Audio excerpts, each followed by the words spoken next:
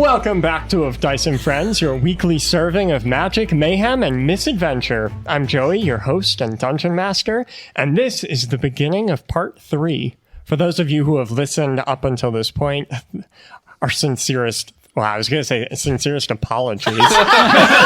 so sorry you listened this far. I'm so sorry. Damn. Thank you. We suck. Thank you, and we're sorry. We're sorry we suck so bad. And for anyone who's just starting, welcome. I am joined by my cast of friends. Hi, everyone. Hey, Joey. Cast of friends. Yeah. But I don't know if I like that cast came before friends. I pay you to like me, right? I guess, if that's what the money's for. Well, and other Wait, things. you're getting money for this? Hey, everybody. Nolan here, playing Mo the Monk, as always. So you know how over the holidays, did any of you guys hear about like the crazy like plane stuff that happened? I don't want to like name names or like throw companies under the bus, but did you hear about like how all the flights got canceled and stuff? Yeah. Well, I was like involved in that, and it was really annoying. I was trying to sue the company because they had lost all my luggage, but I ended up losing the case. Are you proud of yourself? No. I'm Greg, and I play J.R. Ranstar. Going on some fan theories. Let's talk about Courage the Cowardly Dog. I bet everyone watched that when they were younger. Yeah. That was a great show. Dude, it gave me like nightmares. It was too creepy. Return the slide. That's the one. So a fan theory is that everything wasn't as creepy as you thought. It was all in the perspective of a dog. And that's why the two elderly people were never that scared. Because it was just the dog's point of view. It's like a Everything was- mailman would show up Yep. and he's like, oh my God! And it was there to return a package. Return the package. And the dog just heard it differently. Wow. That makes sense. Hey everyone, I'm Rachel. I play Tana the Tiefling. Before we started recording today, when we were just shooting the shit like we do, we were talking a lot about magic. And I love magic. It's why I started reading fantasy. It's why I ultimately became a fantasy writer. Like, it's the greatest part of fantasy, in my opinion. So I wanted to ask you guys, soft magic, hard magic, and if you say soft magic, why are you so terribly wrong? I mean, personally, I'm a fan of hard punches, which is why I play the monk class. Fair enough. What's the exact definition? I don't even know the difference. So that's a great question. So soft magic is like Harry Potter, right? You wave a wand, you can do whatever you want. Like, you might know a spell or two, but like, it doesn't require energy. It doesn't require any sort of sacrifice. There's no essentially, hard rules, there's no right? limit. Right. There's no hard rules, no limit. Whereas hard magic is like Patrick Rothfuss magic. Like, that is a magic that is bound by hard rules, right? And if you've ever read any of my books, I love blurring the line between science and magic. So everything, it feels so real. You think maybe it is because it's bound by scientific laws. Hard magic all the way. Yeah. Sanderson is one of my favorite authors, and he's big on that. His allomancy Yes. and all of the rules in there, I thought that was amazing. Yes. In the Mistborn trilogy, right? That's where it's from. Love that. One of my favorite systems of all time. I would go even harder, physics based. I'm gonna be the contrarian here. I like soft magic, and let me explain why. Because Gandalf said it best: "A wizard arrives precisely when he means to." So it could be hard magic, but we don't know because he meant it that way. So who knows? Who knows? Who knows? I agree. I like soft magic, actually. Because there's no limit to potential of imagination. Oh, that's nice.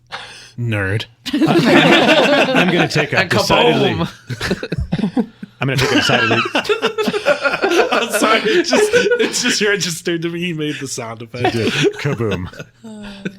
I'm going to be take a middle of the road position, which I think it's contextual. I think it depends on the background story that you're trying to tell. So if you're setting it in a modern, current setting, I think soft magic can be a little bit hard to swallow. Whereas if it's like in some sort of like alternate universe, or you've created a world that enables soft magic to exist, then I think that works better. But Aaron, I got to be real with you. It's a lot harder to swallow if it's hard.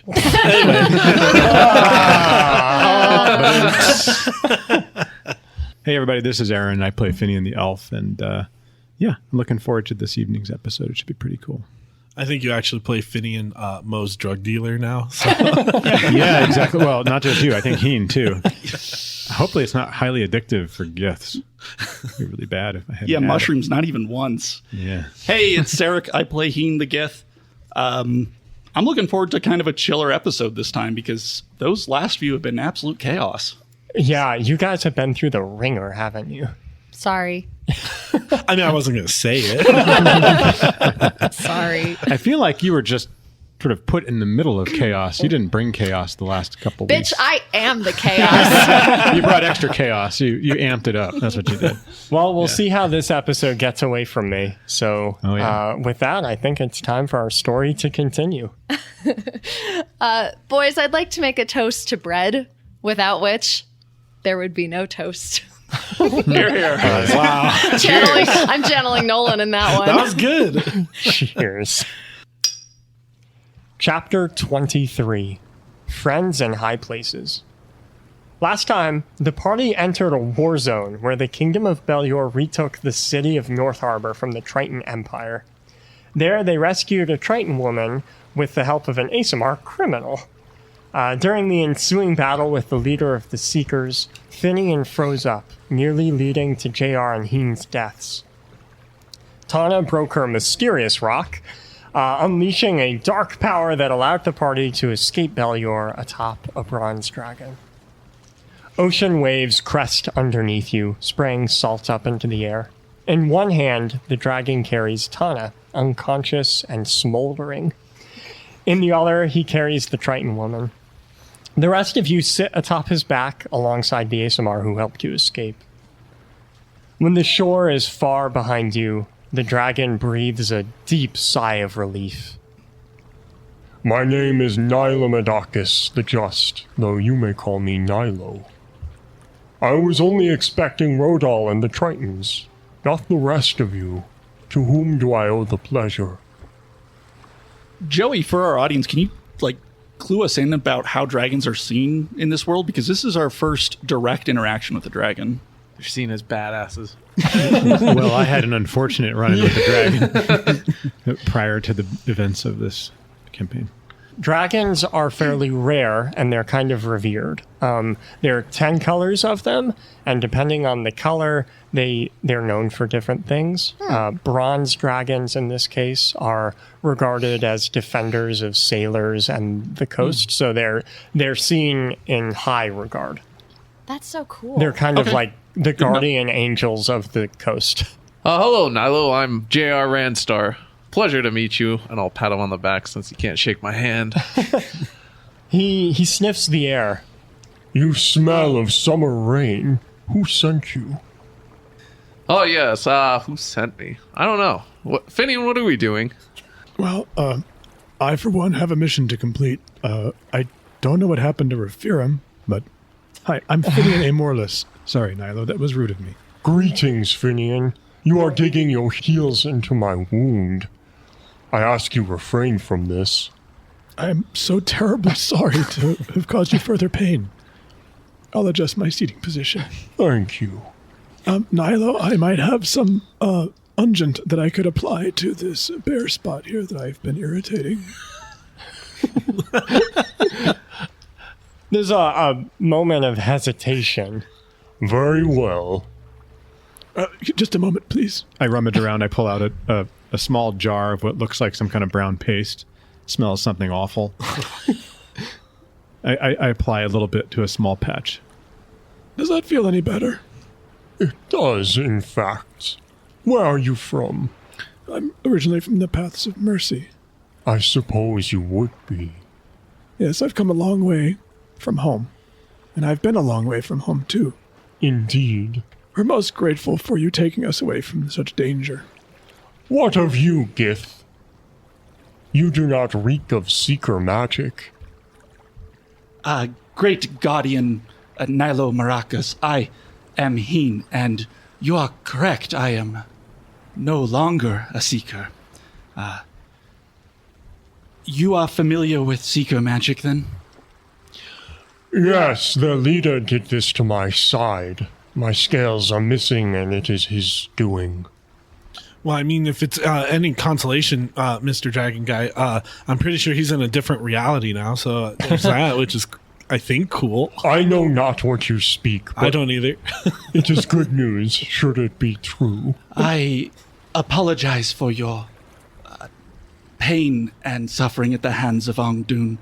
Know that you are not alone. He is a bad man. A bad noodle, in fact. He drops altitude towards the sea, aiming for one particular wave, though as you get closer you realize it isn't a wave, but a battleship. Painted to resemble the ocean, it moves quickly even though it has not a single sail. Many of the Tritons working on deck take a moment to curiously watch you as he lands aboard. Welcome to the high tide. You may now vacate my back.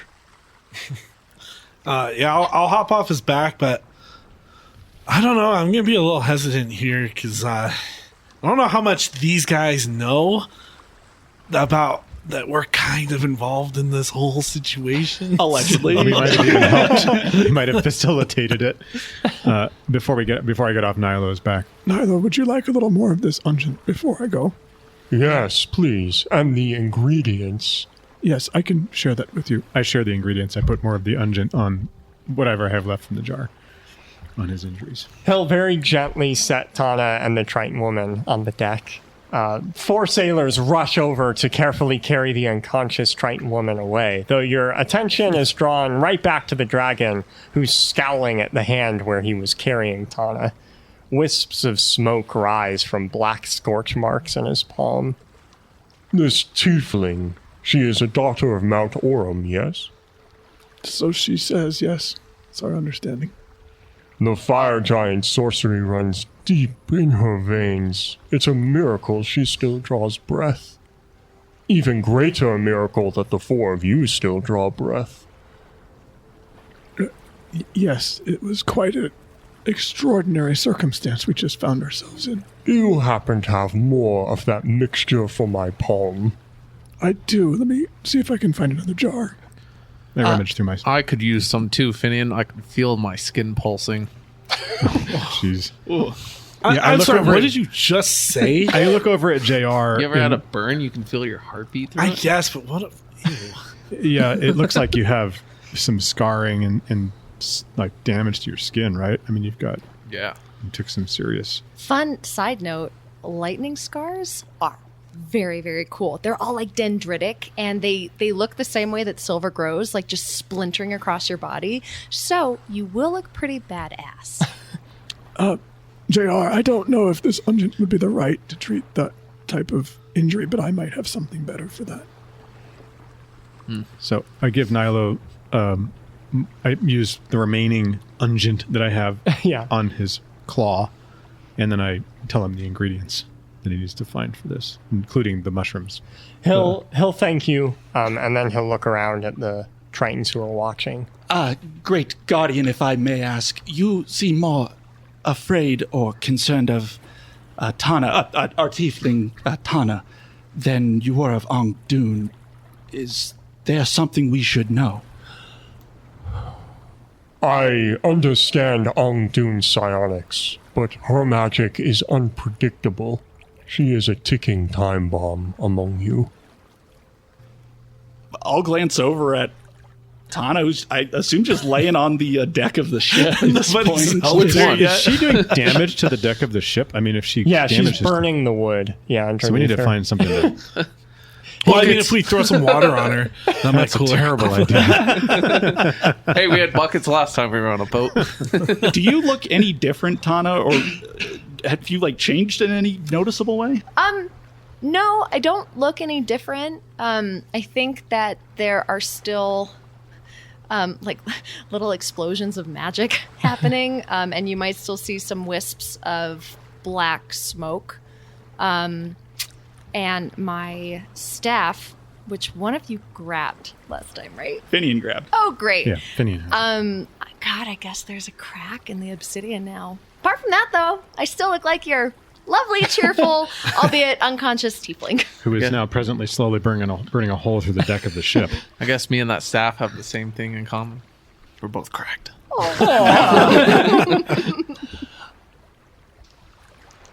I understand your knowledge of magic is substantially superior to any of ours, but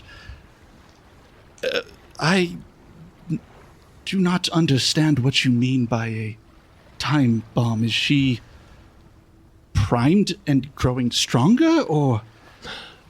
Elguth, the fire giant, was the demigod of pandemonium, and his children carry with them his chaos, some more than others. If that magic can bubble out of her veins into the surface, reality itself could break in ways that we cannot understand. This is much to think about. Thank you, great guardian. I'll give him a bow in the classical human way. Now, I apologize for the lack of warning, but I must summon Emperor Carvis. I'm sure he wishes to speak with you. Wait, like the Emperor? And he'll begin casting a spell. Wait. Moisture from the humid air begins to swirl and condense in front of the dragon, and it takes the form of a regal triton in form-fitting armor.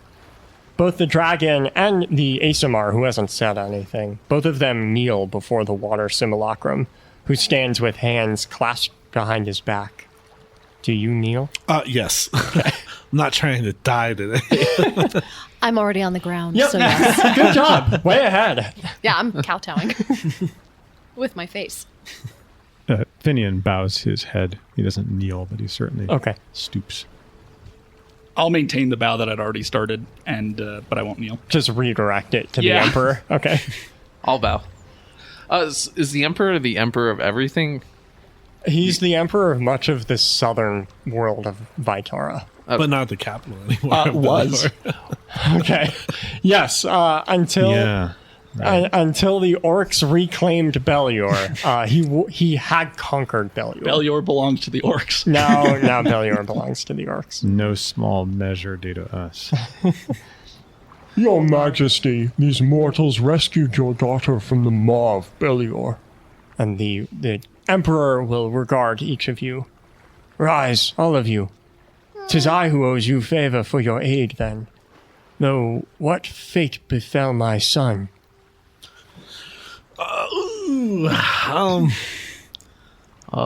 Your Highness, things did not go well in Belyor. The orcs overran North Harbor and caused great destruction and damage, killing many.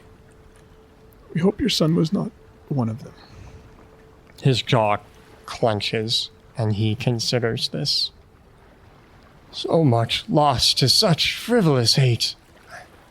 But we will mourn the fallen later. For now, tell me, what do you call yourselves? We're the Noodles and Company. He raises an eyebrow. The what? The Noodles and wait, Company. hold on. 1 second. Oh, great and supreme, awesome Emperor. Can we have a moment to discuss something? Hey, he's just not real my quick? Emperor. Jared, shut the fuck up. I come from Democratic companies, right? Yes, you may. Thank you. I'll give him a bow that I haven't. I mean, I haven't bowed since I've seen Sensei. Oh. I'll huddle the four of us who are still up. Okay, guys. Listen, I don't. Do we actually right now say that we're Noodles and Company? Because I don't know. Is that tied to what just happened? Is that name tied to the rebellion? It might be. I don't know. We are indirectly involved, and word of our involvement may not have spread this far yet. I'm asking this. Are you thinking ahead? Is Mo thinking ahead? I've been going through changes. Did we just get like a big picture question from Mo? Yeah, we did. Wow. When you look at me, you actually see me a little surprised. My mouth was partly open as if I was about to say the same thing and you beat me to the punch. Maybe we are in a different dimension. Yeah. Let me tell you something, Mo. Merchandising and branding is very important. Yeah, but our faces are branded all over the island as wanted. Yeah, using this guy magic. doesn't like that country. I think we can get good favor by telling him we hate those people. We're wanted for our use of magic, not for our involvement in the rebellion. Yeah, but see, I'm pretty sure that you guys are wanted for your magic under the Emperor. Is that correct? Oh, yeah. No. Wait, I thought he rules Belyor and magic was outlawed. Because of King Sagrum, magic has been outlawed in Belyor for 300 years. When he conquered it, he allowed the kingdom to maintain its culture. And so he didn't interfere with their seekers, with their hatred of magic. Okay. You're right here, and I can still hear you. Oh, yeah, we probably should have moved.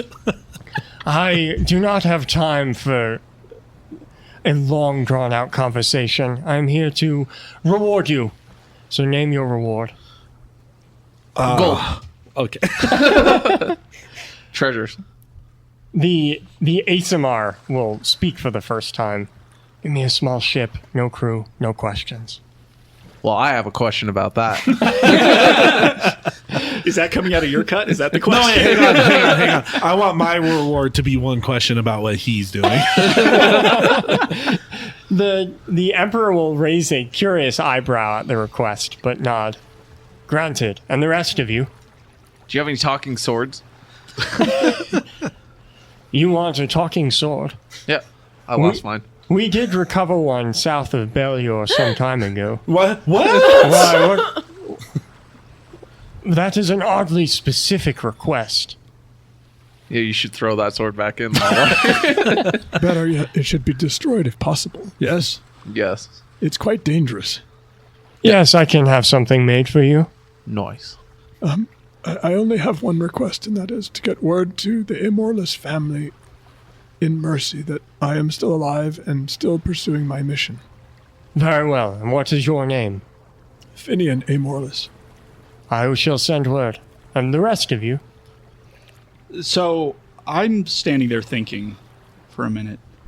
The first request is in proxy for our companion, Tana, the tiefling on the deck. I believe she would want this, and I'll reach over and take the staff from Finian, fixed if it is within your power. He'll make a gesture with his hand, and one of his sailors will come over and take it from you. I'll nod respectfully to him, and then forgive me if this is too large of an ask. I ask that you, when you retake Belyor, you disband the Seekers. When I conquered them 4 years ago, I made the mistake of allowing their culture to remain. I see now what a grave mistake that was. You have my word when I reconquer Belyor that the Seekers will be no more. I'm actually surprised that worked. I'm speechless for a couple seconds. Thank you, your magnificence. You are very generous. And I'll give him the classical Gith bow. I look forward to working with you, Noodles and company, in the future. Your Highness, I'm terribly sorry. I do have one or possibly two more requests to make, and I did not think of them in the moment. He gives you an impatient I'll make this brief. We've lost 2 members of our party. One of them, Raphiram, another druid like myself, and the other, my faithful companion, Dergus. In the service of helping your daughter escape, I might add. Very well. I will send a search party for them. And one more request, if I may ask. Yes. We are trying to make our way to the swamps north of here, and I don't know if this ship will ever intend to go near there. It does not. However, I can send for a ship, if that's what you'd like. Yes, that would be most appreciated. In the meantime, I will have you escorted below deck so you do not cause problems here. Particularly your tiefling friend seems to be burning a hole in my hull. Sorry. Dismissed, the Emperor says, and the water simulacrum just splashes to the deck. Back to normal water. I look over to where Tana is lying unconscious on the deck. I think I should try to revive her. I can try my best. I don't know if I'll have great success with the kind of magic that seems to have overpowered her. But No, that's fair, man. I got a few ideas too, so if those don't work, we can try them out. I'll go first. Has anyone got a bucket? I'm shooting Nolan a really dirty look. I walk over to where Tana's lying, and I'm going to do a medicine check on her and see if there's anything obviously broken with her. Great. Yeah. Okay. Oh, I mean, where to start? That's like a 15. She has a massive bruise on her head from where she was hit by a club. She has multiple lacerations around her body where her clothing and then the skin underneath is torn. There's a part of her face that has started to turn to dust. Whoa. Why did you say That that so escalated. casually? Yeah. I like my face. She is, of course, literally smoking. So that's bad. I believe that Tana is grievously injured, and it seems like she is starting to suffer some sort of decay effect. A part of her skin is turning to Is that contagious? dust. Did she get hit by lightning too? Whoa. I don't know. I've never seen anything like this before. She is breathing, however, very erratically. I'm going to try to cast, cure wounds and see if I can do any good with that. Sure. Okay, so I cure whatever. I'll do a 3rd level. So 3d8 healing. The lacerations close and the cartoon style bump on her head reduces in size. But her face is still dusty, and the smoke still rises. I'm going to show the others what's happening just so they understand what I'm concerned about. Because you're standing there, I'm like, You see this right here? It looks like her face is. Finian, she literally ripped a hole in reality. I mean, I feel like she got off of this pretty well. I don't know though. I'm not a doctor. If this continues, she may end up dying. So I don't know how to help her. I mean, okay, so you've done all that you can do. I've never seen this before. Okay, hang on, and I'm gonna run off. I'm gonna come back with a big old bucket of water. You. And I'm just gonna splash it right on her face. Oh my God, you're so lucky I'm unconscious. She does not react. Okay, I only have I one could more have told you idea. that wasn't going to work. You're only going to succeed in drowning her. I've heard of amputation. Need we remove her face? No, Heen, I don't think that will help. Only part of her face is necessary. She needs that part. Do you think it's a curse of some kind? I have no idea. We know that she channels this sort of chaos, this pandemonium, but I don't know anything about how to treat these types of injuries or the consequences. What if you cure it with absolute chaos? I don't have absolute chaos. No, At we my just have to think disposal. of something wild. Yeah, I don't and know. I'll do a backflip. I could try to use some of these various pastes. that I Dungeon Master, can you get created. them away from my body? Please? I guess I could try putting some of the healing balms on her face, but I really don't think that's going to help. If and when I wake up, I'm going to be slathered in unguent. Stinky unguent. Stinky It's gonna smell something unguent, fierce, yeah. covered in water, burning a hole through my clothes. You might actually just not want me to wake up at this point. Yeah, put her out of her misery. Hey, There is an ocean next to us. Jesus! I thought that's what you were suggesting. First of all, that is Just throw her the overboard. meanest way to end a tiefling. Yeah, that's Dumping her conscious. in a massive body of water. You know what? Somehow, deep in my subconscious, I hear this, Heen. I hear it. You hear it from the table? Wow, that's pretty meta. I've got one foot in that dimension and the other foot in the metagaming dimension. It's possible. Hold on, though. Just hear me out. Is there any No. ink and quill, like a quill and some ink on this ship? I mean, you could grab someone. Because I have an idea, so I'm gonna go get some squid ink because I Okay. assume that's what they're using, and then I'm gonna draw a mustache on her. Does that work? What the hell are you doing, Mo? Come on, man! It might work. We don't know. It works in that she now has a mustache drawn on her I'll face. kill you all. Okay, I'm out of ideas. Why is everyone stealing my stuff? I totally drew a JR mustache on her. I go through my bag of mushrooms and other herbs that I've been gathering, and I look to see if there's something in there that I might try to apply to her face. I will walk up and try and cast Remove Curse. It works. Okay, so as I walk up, you see some rain just appear above you, kind of astral rain. and it just rains on you and goes through you. And as it goes through you, it's kind of washing away the dust. Is her face restored, or is there just a chunk missing now? I'm not healing anything. Give me my face back. No, she's just removing the curse, and apparently she's been cursed, which is great. that She he was now able to do just that. she now just has some dry skin. Maybe in the lotion. I think that's about all it's good for on her now, but that was remarkable. I don't even know how you did that. I don't either. It's just something I can do. So she looks improved. Yes. Great. But she's still unconscious? Yes. Well, we're not going to wake her up Is she- here. Let's get her below deck. And he said we should all be below deck as well. We should be careful handling her. You see that she's burning into the deck right now. I mean, what are we going to put her on when we get down there? I'll move a single hand and just thrust it out in a platform. A small little, moving platform will appear. Oh, yeah, they'll do it. And I'll pull her onto it. You realize at this point there's a Triton who's been waiting for you to escort you below deck. Mo, he'll point you to where the ASMR is, and then he'll motion the rest of you to follow him. I didn't even see there. Sorry, man.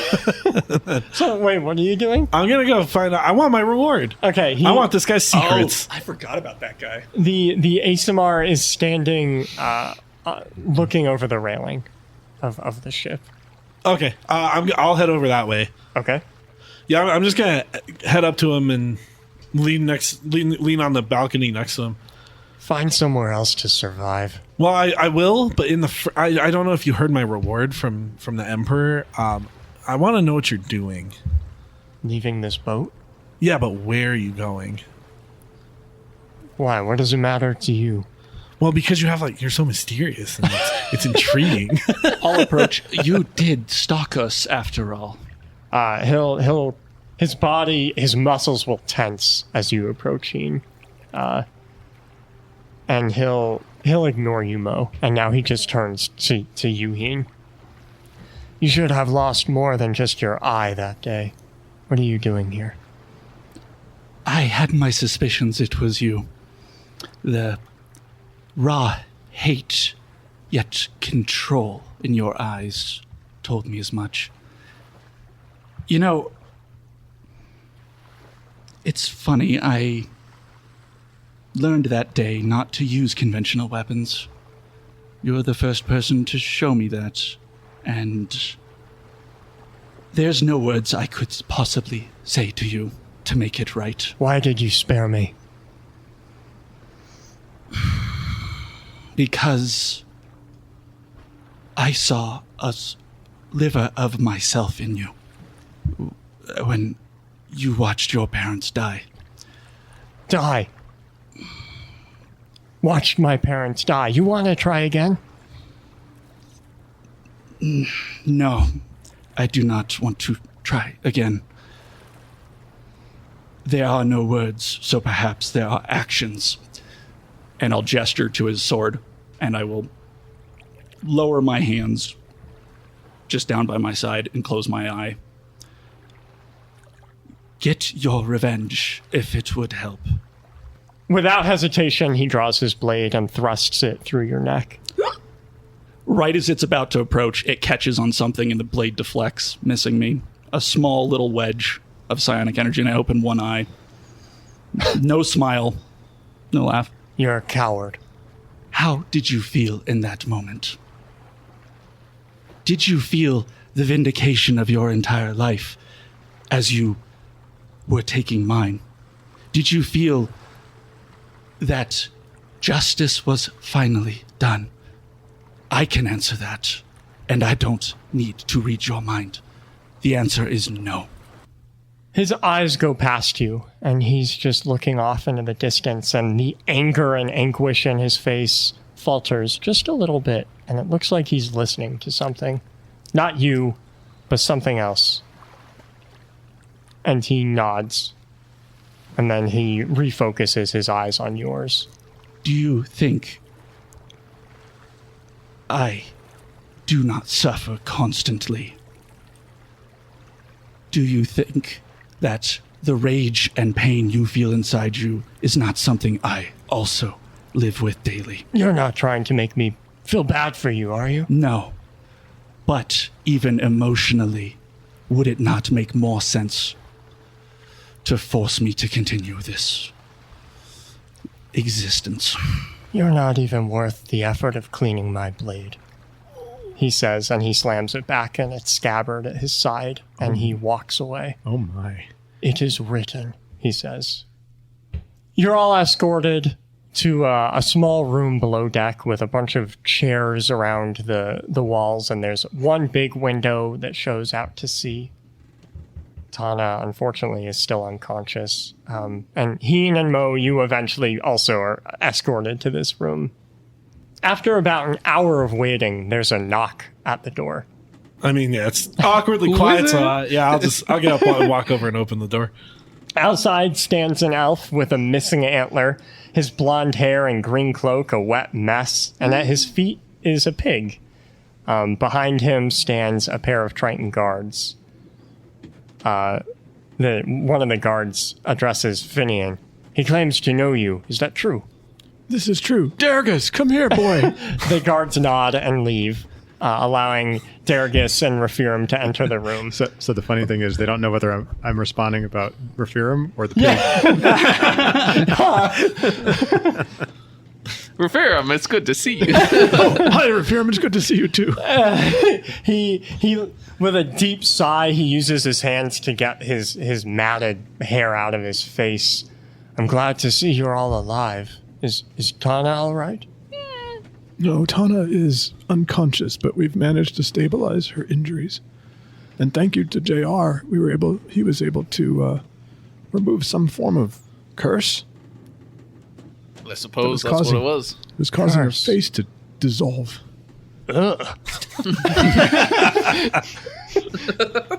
Your antler, will it grow back? Not naturally, no. Perhaps if I were returned to the path of mercy, I could have it regrown. What? Elves don't just lose their antlers before they go on a mating spree, right? You can just say, You mean you aren't going to wait for the next rut? Next time we see Raphiram, he'll have a little nub. Raphiram will give Finian a dirty look. And you... What the hell were you thinking back there, Finian? What do you mean? You're so naive you don't even know what I'm talking about, do you? I have a suspicion I know what you're talking about. First, you see a wanted man stalking us and say nothing. Second, you drug your allies in a dangerous city. Then, you freeze up in a moment. The moment things go south, Tana would have died if I hadn't intervened. And last but not least, you allowed that monster of a man to close the gap to the party, nearly killing all of us. And all of that was in under an hour, Finian. Less than 1 hour. You almost got all of us killed. He also gave me drugs. I already mentioned that, but thank you, Mo.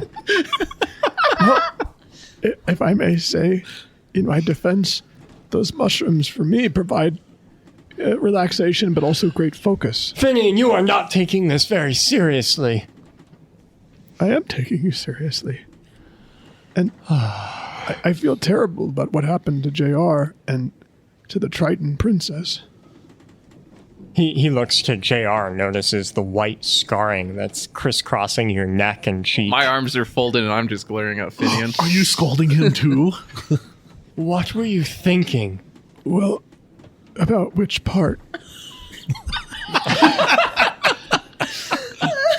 I'm starting to see the problem. Let me ponder your question for a moment and see if I can come up with an answer that's satisfactory to you. Yes, exactly! You What do you mean? Nothing of the world, Finian. You're a child. How could you possibly hope to make informed decisions? You're not a Gith. You're an elf. And a druid at that. Your instincts are naturally sharper than just about anyone. You need to listen to your gut, or you'll die, or worse, your friends will. I think you mean die again. I have felt recently that I have been adrift and frequently stuck. I have acquired so much power so quickly, and I've had no guidance from anyone in the Order. None of the elders are present. When I was sent on my mission, I was accompanied by you, and you were one of the junior druids of the Order, and I am just an initiate.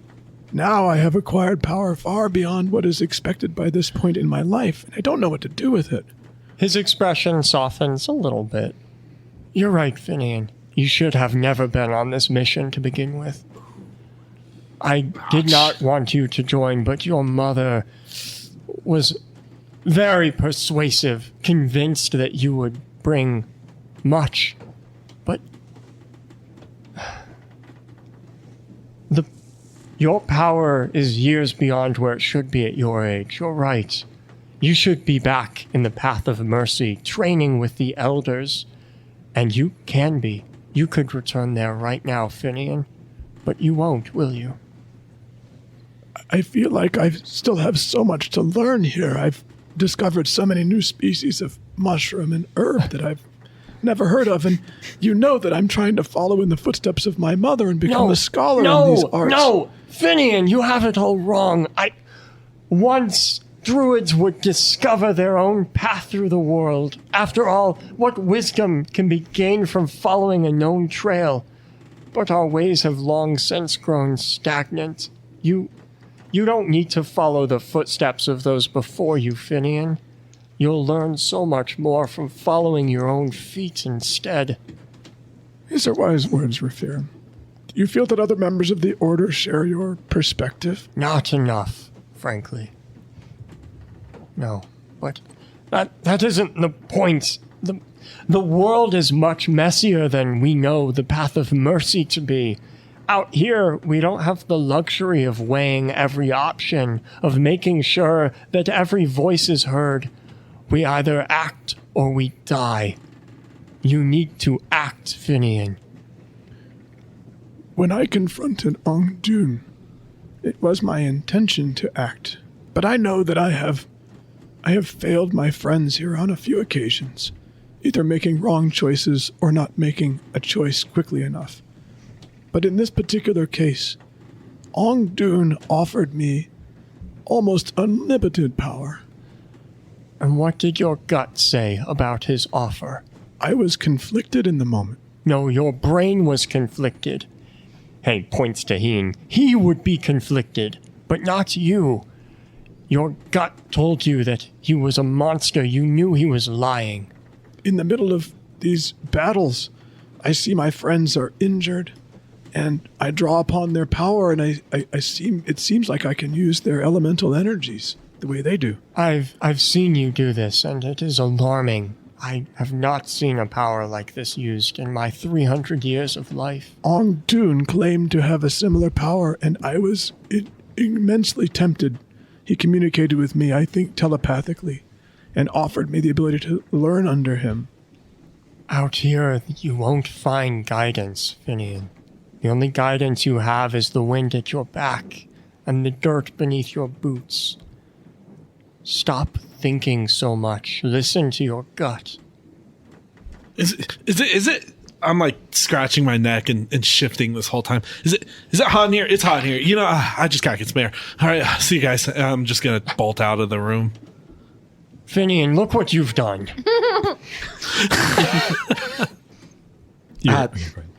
That is what you just did, Raphiram. You may not know, but Mo is experiencing the opposite effect of what Finian has. I will apologize to your friend Mo, and I will learn more about him as we travel. But understand for now my concern is Finian. He was trusted to me, and I can't let him die on my watch. Having nothing else to say, I'm going to stand up and walk out. Yeah. Tana, your eyes open to nothing. Vast white emptiness from horizon to horizon, except for the soundless black bonfire that rages nearby. Somehow it seems to recognize that you're there and that you're aware of it. And it speaks with the sound of many voices, some familiar, some not. Why do you hide? I'm not hiding. Why do you lie to yourself? Because I'm afraid. I will show you. All you must do is accept. I accept. In an instant, your vision vanishes, as if all light in the universe has been extinguished. Slowly, your sight returns. But as your eyes adjust to make sense of your surroundings, your subconscious reels against knowing. Do you persist or do you flee? I persist.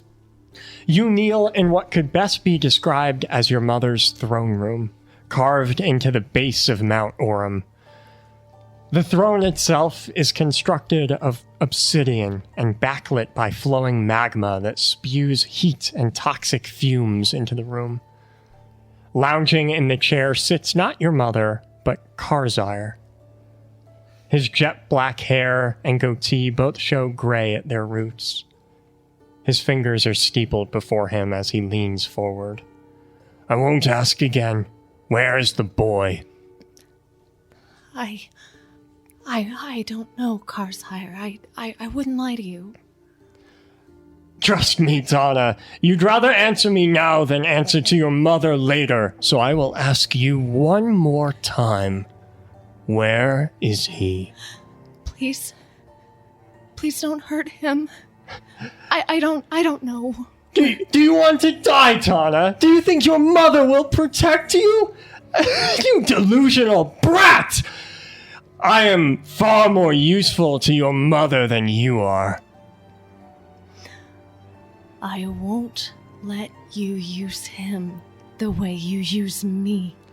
Abruptly, he stands and stalks over to you.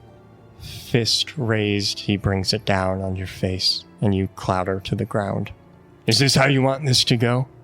I'll wipe the trickle of blood that's coming from my nose and look at it and laugh quietly to myself.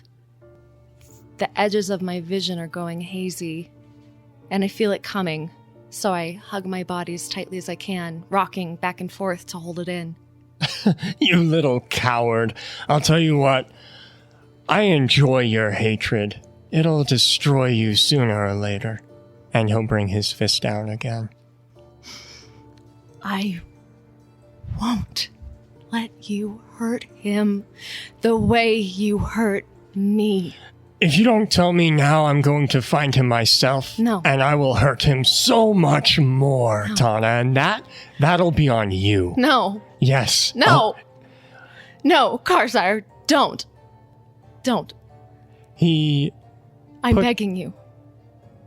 He raises his fist to hit you again, but he doesn't. Instead, he turns to leave. No. Karzire, no! Come back! You had your chance, brat. Karzire, no! Karzire, no. Tana, your vision goes black again. But this time only for a moment. And when it returns, Karzire is on the ground. His skin burning. Karzire. I'm backing away. I don't know exactly what I did, but it's gonna be bad. If he knows, if he wakes up. He is unconscious, but he's stirring, mumbling something incoherent under his breath. And another voice echoes through the hall. Not his, but your mother's. Oh, good work, she calls. But before you can turn to see her, your vision fades once more, and with it, the memory fades. At that moment, Tana, you wake up in a room on a ship, rocking back and forth. The only other person in this room is JR. I will skitter backwards on my hands and feet into the corner and just hug my knees, rocking back and forth. I can't remember everything that I just saw, but whatever it was really bad. Now I'm on a boat and everything's and I'm covered in water. I'm still down. And so I'm just going to be rocking in my little corner on the boat, wrapping my tail around myself. Oh, Tana, it's okay. We're on a boat. We're safe. The Seeker's gone. Boat's not safe. Boat's wet. Water everywhere. Small. Creaking. There's no water in this boat. Where's my staff? Your staff is fine. I think a Triton has it. Not fine. Cracked. It's not fine. We can fix it. Can't be fixed. Won't be fixed. Can't be fixed. I can go get it for you if you really need it. Would you just sit with me, JR? I'll just sit down next to Tana. Just not say anything. I'll put my head on your shoulder. Aw. Hey, Mo, how are you? So I'm leaned up on the balcony this time, still looking up in the sky, looking at the moon this time. You got up and left rather abruptly when I was talking to Referum. Finian, I don't get it, man. So it just I don't know. Is this like what we're supposed to learn on this journey? I need to calm down and make decisions, but you need to speed up and act in the moment. Is this what we're supposed to be doing? Is this the whole concept of balance? I don't know. It's just so hard for me to understand. Because I mean, like when you told me that I need to calm down and make decisions, that made sense, and I thought I need to take a step back. But apparently, you're just as rash as I am. I think you might have answered your question without realizing it. There needs to be balance. I have been too far in the extreme of hesitation and thinking too much about my actions, where you have given almost no thought to your actions. I wonder if that's... Do you think that has something to do with... I mean, like, you're from the night side. I mean, it's dark and quiet and slow, and I'm from here where the sun is always up and it's always busy, always. Maybe this is the whole concept of balance, and maybe what we're supposed to do is teach each other what we know, and I can give some light to the dark and you can give some dark to the light. I mean, like, dude, think about it. We could start, like, we could call it like Jin and Jang. No, that's dumb. We could call it Yin and Yang. What an astute observation, Mo. I never thought you capable of that when I first met you. I'll stand up a little more excited, a little bit of passion. Well, let's do it. Let's help each other out. Let's teach each other. You'll be the mighty Mo Finn Power Rangers. Wow. All right, I quit. I'm going to retire on that note. I'm sorry. That was good. Yes, under the moons in the darkness of Noctara, we move very slowly. The elves, we take a whole committee to make a decision about whether to move a rock or not. It seems like in Vitar, everything moves at a breakneck pace with decisions being made with hardly a thought. And I think there is room for balance in this, in making decisions at the right time with the right amount of contemplation. Okay, let's do this for real. We'll teach each other what we know. And I'll put a huge loogie on my hand and put it out for a handshake. And I grab a little bit of mushroom paste and smear it on my hand, and I reach my mushroom Finian, stank hand out at you. Finian, can you not touch me with that? That's gross.